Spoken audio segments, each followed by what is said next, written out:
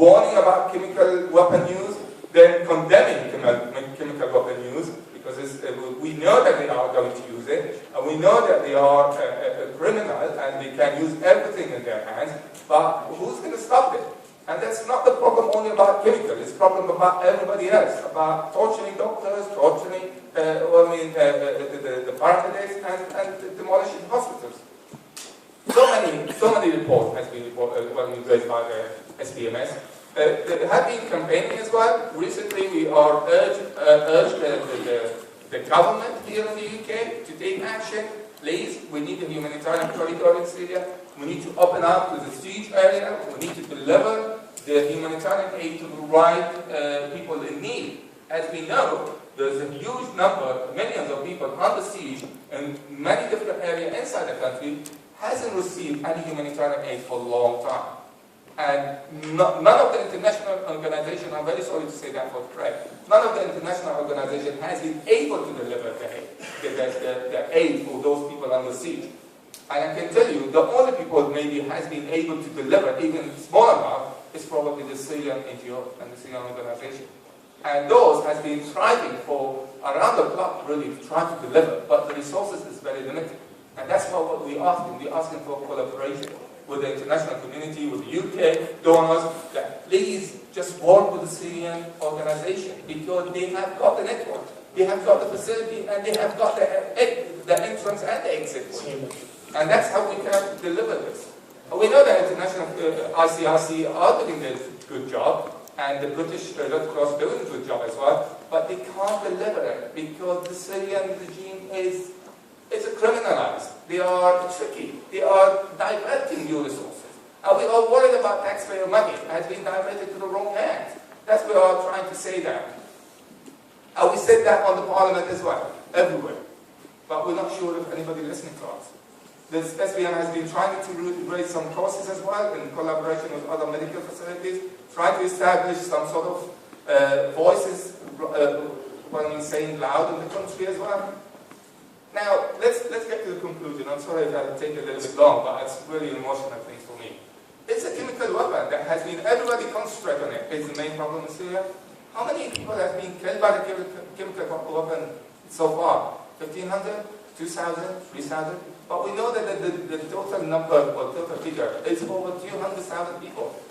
This is not the problem only. Americans keep talking about chemical weapons, but it's okay to use everything.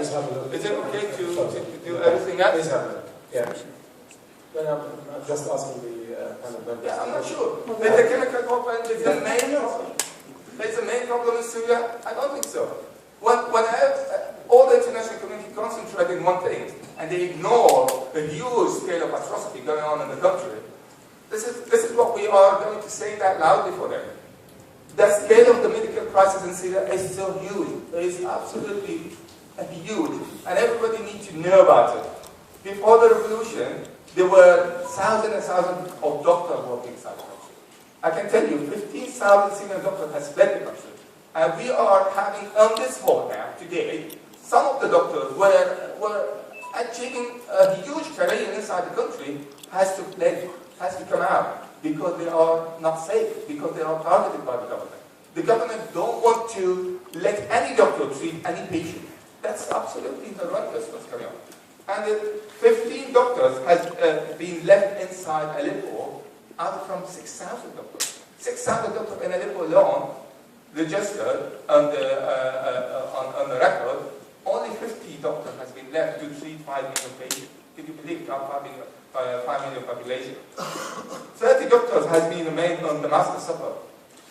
Where are they? Unfortunately, they've all been targeted from day one.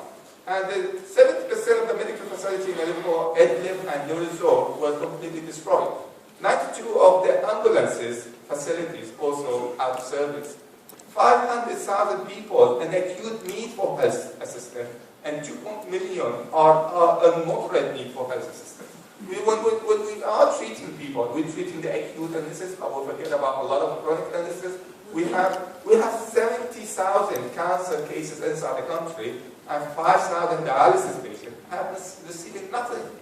Because there is no medical centers anymore. There is no facilities anymore. It's been all destroyed by the government. So when the government will stop this aggression, how the international community can, knowing all of these facts and still not acting on this? This is the question really I need to ask today. When we talk about 30%, yes, there is a lot of casualties 30%. But I can tell you, those casualties mainly were in Homs. You know what? Because Homs, 30% were not under the government control. And that's what happened.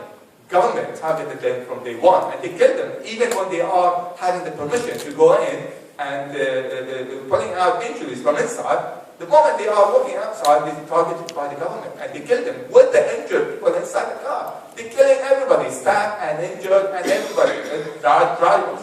This is the casualty happened in Homs. I can tell you, Red Crescent in Damascus, especially in Damascus, it is 100% under the government control. Every single penny goes to the Red Crescent in Damascus, it goes to Assad regime directly. And this is the message that need to be delivered to the right donors. Please don't waste your money. This money is getting in the wrong hands. That's what we need to try.